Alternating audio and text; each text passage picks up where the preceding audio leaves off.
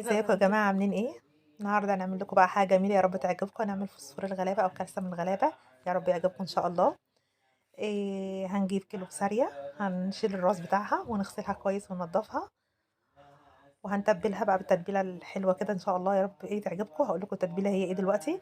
هيبقى فلفل احمر واخضر وشطة وكمون وملح، وهنحط الحاجات دي كلها في الكبة وهنفرمهم كويس.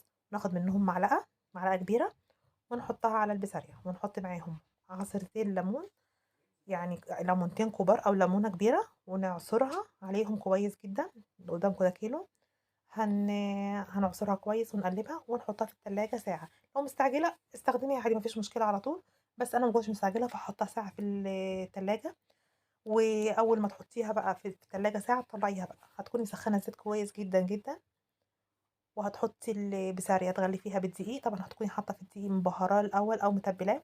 حطي فيه معلقة الخل دي. التكة بقى بتاعة البسارية هي ايه بقى؟ ان انت بتحطيها قبل ما تحطيها في الدقيق. ليه؟ علشان إيه؟ ما تشربش زيت كتير وتبقى ناشفة ومقرمشة من بره قوي. هحط في الدقيق ملح وخل وكمون، ملح وكمون وكزبرة، وهقلبهم كويس. وهنزل بقى بالبسارية فيه. هغلف البسارية كويس قوي زي ما انتوا شايفين كده قدامكم. هغلفها كويس جدا جدا جدا، وانزل بيها في زيت سخن جدا، بس على نار عالية. طبعا لازم تكون النار عالية جدا جدا علشان ما تاخدش منك زيت كتير، وعشان هي اصلا ما بتحتاجش تسويه كتير.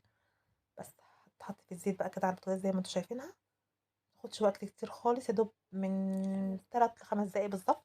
بالشكل اللي قدامكم ده. يا رب تعجبكم، وما تنسوش تعملوا لايك وشير وتشتركوا في القناه عشان يوصل